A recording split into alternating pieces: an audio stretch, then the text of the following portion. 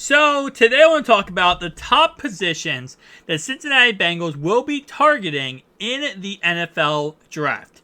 Now, I want to go ahead and say a shout out to Tom Grassi for posting his about the Packers. Once I saw his about the Packers, I'm like, you know what? Let's just do one about the Bengals because obviously it's a good idea. We're right in that kind of draft period. We get the draft in less than a month from now. So let's go ahead and talk about it. So starting off right away, number 5 position that they will be targeting in this NFL draft is going to be one of 2 positions, actually. It's going to be defensive line / edge rusher. Now, obviously, the edge rushers in this draft are amazing, if we're being honest.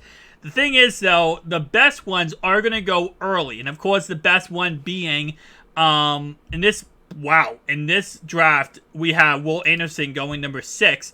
But Will Anderson does lead off our charge as the best edge rusher in this draft. He is that next generational player. He's that guy who's going to take the top off on any defense he plays for, and is going to be one of the best ever to do it. And because of that, it's sad since he won't be able to take him. But again, it is what it is. Now, Jalen Carter is a really good defensive lineman. He is not Houday Nation material by any stretch of imagination. The guy recently got in a racing accident that cost somebody their lives. Guy was not really remorseful of it at all.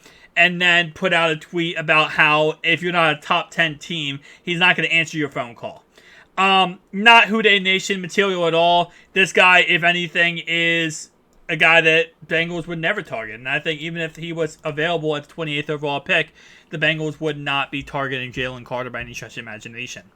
Outside of that, though, we do have Lucas Van Ness, who another really solid run defense / pass rusher in this draft. He's pretty balanced across the board. Nolan Smith, we talked about him many times. He is just going up and up draft boards as the time goes on. A really good pass rusher from Georgia. And then as we go down here, Myles Murphy, another really good player, and then so on and so on. But when the Bengals are picking at 28th, would they look at a defensive lineman or a pass rusher? The answer to that question, I would say, is no. My guess is, unless every single player they're interested in is off the board, they're probably not looking at that position. So, when could they be looking at that position? Well, 3rd, 4th, 5th, 6th round. Some players I've talked about many times on this channel, Carl Brooks from Bowling Green. He's an absolute stud pass rusher plus a stud run defender that can do a little bit of everything in loose defense. He can be a rotational guy, and he also could be honestly a starter if he ends up, really progressing even farther and farther. Other than that, though, Andre Carter has been dropping a lot of mock drafts. I think he's pretty dang good. He's from Army. He's a pretty solid pass rusher. Not as good of a run defender, but definitely up there when it comes to pass rusher. But for later on down the line in this NFL draft, there's not too many people I'm like 1,000% going, yes, go for that guy. Because as you go down the list of pass rushers, they become less and less polished. And it's not a problem not to have a polished pass rusher because at the end of the day, Lou is a mad scientist. He can make it work. But in those positions, there's just other players I like in the NFL draft that I'm probably not looking toward a pass rusher. Now, defensive lineman is the complete opposite. We got Kobe Turner, who I really do like here in the 2nd, 3rd round pick. Pro Football Focus, it doesn't have him... doesn't have a mock on him or information, but he's a pretty solid player across the board in both categories, pass rushing and run stopping. Now, of course, when you get a defensive lineman, this is where you're getting to either a DE, which is a left or right end, or you're talking about D tackle. Another player I really love, more than anything I've talked about many times, is Moro Jabo from Texas. I think he could be an absolute stud. Amazing pass rusher and run stopper. Again, very balanced guy who can go in the 4th or 5th round, possibly the 6th round. Talking about 6th round picks, we got another guy from Texas here, Keandre Coburn, who is pretty much Moro Jabo, but more of a project. While Moro Jabo is more polished and ready to go, Keandre Coburn is more of a guy who is going to take some time to develop, right? He's going to take some time to get better and really progress farther and farther. But again, there's Mozzie Smith, who's a 2nd round pick at this moment in time.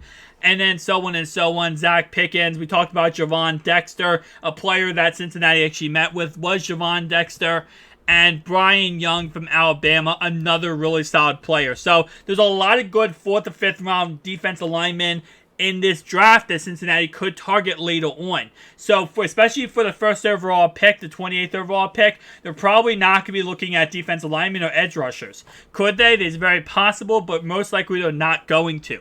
Number 4 position that they are going to be targeting in this NFL draft. And I was kind of going back and forth on my number 4 position, but I think it has to be running back. And the reason why I say it's running back and not something else is because I feel like at this moment in time, Katie Blackburn has came out and said, at this moment in time, Joe Mixon's the guy, right? This class is amazing for running back. Yes, B. John Robinson's going to be going at the 28th overall pick, but there's still Gibbs available. There's still Zach, Devon, Dwayne McBride, Tank.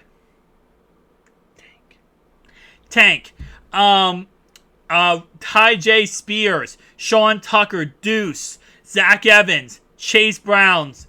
Like, the list goes on, and I'm talking about all the way down here to Muhammad at a 7th round pick.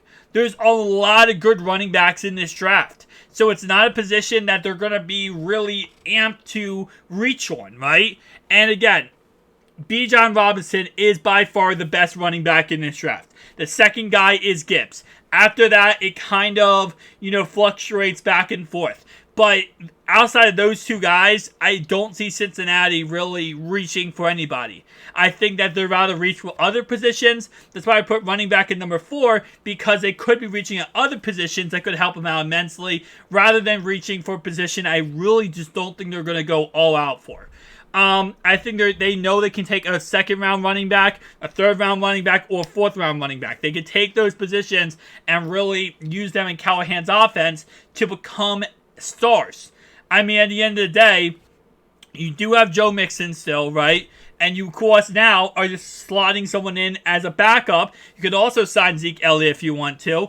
The Austin Eckler situation is still out there. And also you have Derrick Henry still out there. So there's different scenarios where they can look elsewhere. So that is why I'm putting them at number 4.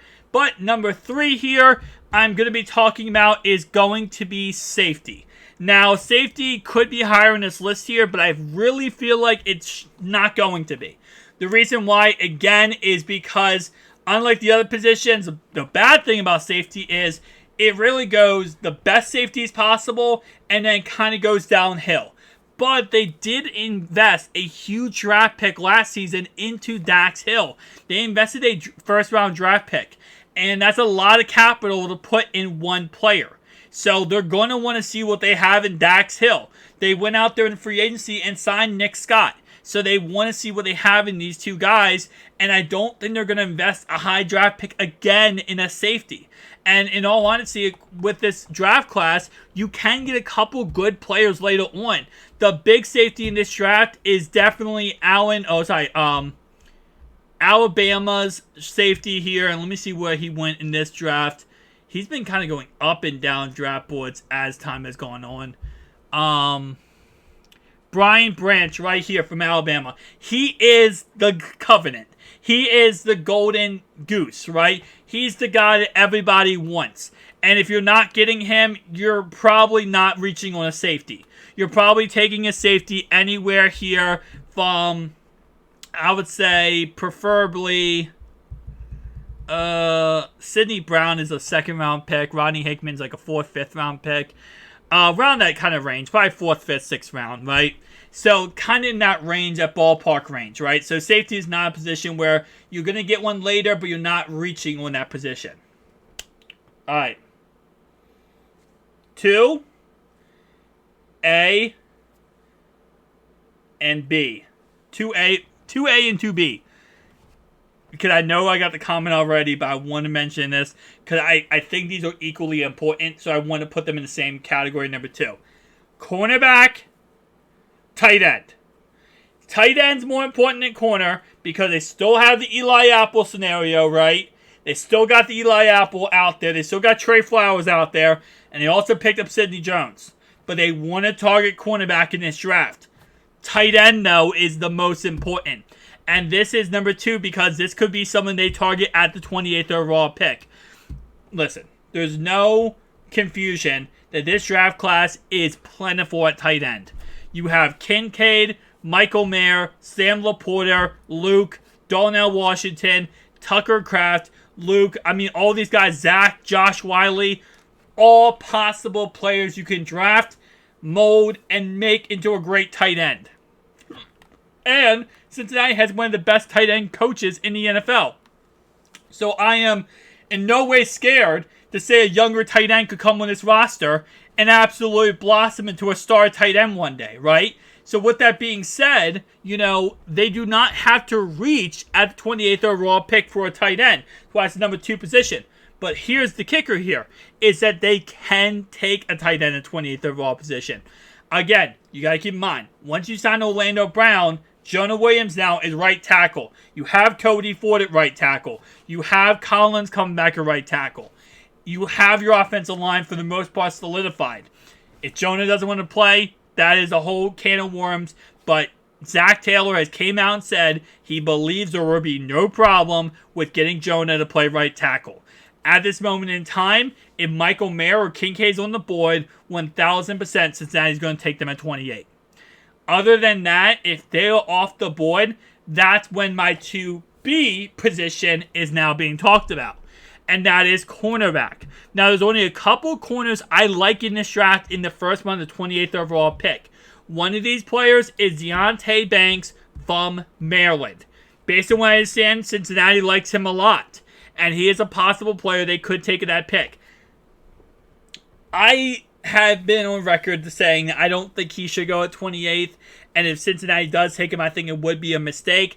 I like the guy. I don't like the pick at pick 28, right? I think the player has potential. I think he could be really great in the NFL. I think, though, if I'm picking, he's a second-round pick for me. But at the same time, though, I do like the player. So if they do pick him, I think Lou can really develop him in his defense to become a really solid corner. The better pick for me, overall-wise, would be Emmanuel Forbes at pick 28. If they do go toward the cornerback direction, this is where they could go with someone like Emmanuel Forbes. He's a really solid cornerback, and I think he could, overall-wise, take over a game. And as the years have gone on, he has gotten better and better and better and better. He's a 6'1", 166-pound Mississippi State Bulldog. He has where he wins is his ball skills. He's a versatile corner, and he needs to work on his muscle mass. All things that can be perfected at the next level and really perfect him to that higher up level. Now, my personal opinion is I would probably take cornerback in the second round if the earliest, but they could target him at the 28th overall position. Number 1 position, you probably already guessed it, is right tackle. Well, yes, I did just list the fact that, they're getting back a couple of players, including, Collins. They got Cody Ford. They got Jonah Williams playing right tackle, right? I don't like it. I don't. I think Collins, if anything, should be cut. I think they should move on from Collins and move on to somebody else. That somebody else, a new rookie. But I think at this moment in time, you're not going to put the rookie to the flames, right? You're not just going to push him out in the open and say, defend for yourself. So it's okay if, because Collins will miss the first couple weeks, if you do say, okay, well, Jonah, if he does agree to play right tackle, he plays right tackle at the start of the season, and you slowly transition in a rookie right tackle. Eventually, he becomes the guy, the rookie right tackle. You can cut Collins, have Jonah as the backup. Jonah has problems, trade Jonah, right? That's how I look at it. Now, who could they take at the right tackle at 28? Well, based on what we understand, DeJuan Jones is going to be available. Antoine Harrison is going to be available. There are some rumors in this draft. I think he was taken. Was he taken in this draft? He was. When was he taken? Darnell Wright. In this draft, he was taken the 17th overall pick. Darnell Wright could be available at the 28th overall pick. The thing is, though, and this is what I've said many times about tight ends, and also as offensive linemen, too. We don't know how this draft's going to go. So this draft could go one of many different ways. How it could go is that, there's a run on tackles. So all these tackles, Antoine Harrison, Dewan Jones, Donnell Wright, Peter Sheronsky, Broderick Jones, all going by the 28th overall pick. That's where, they could then go corner. They could go tight end, right? Let's say tight end is the one that goes early. Because I feel like one position group is going to absolutely sell out within seconds. Could that be corner? Could that be tight end? Possible. Could that be tackle? Very possible. It's going to be one of those two positions, though. So, if they're both gone, they're both ran out, then you do go cornerback. Then you do go whatever, right? But that's the moment of time. If the tackle is available, Donnell Wright, Dewan Jones, Antoine Harrison, Matthew Bergeron. I do like Bergeron in the second round, though. I don't think he's a first-round pick. But, again, you are kind of speaking that whole, the 28th overall pick, so we're pretty much a second-round pick here, okay? 28th overall pick is on that fringe of your first round, so you can still get that 5-year contract, the 5th-year extension, but you're pretty much a second-round pick. So, it's not bad. It's not bad. They could go tackles. There's a lot of good tackles in the draft. But then they have players like Blake Freeman they met with, who they really do like. They also, of course, going down this list here, Warren McGlennon they met with, who they really do like. And these guys are second-round pick for Freeman, 4th, 5th-round pick for Warren McGlennon. So there's a lot of different options they could go here. This is why, anyone who really says, oh, yeah, they're definitely going with this guy, this guy, this guy, we don't know what Cincinnati's doing. And there's the crazy thing about this is every year we have ideas of where Cincinnati's going to go, right? Or what they're going to do. And at the end of the day, they have a draft board. Cincinnati has a draft board right now in front of them. And they say, okay, well, we like A, B, C, D, E, F, G, right? We could say, hey, since he's going this, and this direction, we could talk about a player that's not even on the draft board. That's the craziest thing. Guys, if you did enjoy this video, hit the likes, comment down below. See you guys next one. Peace.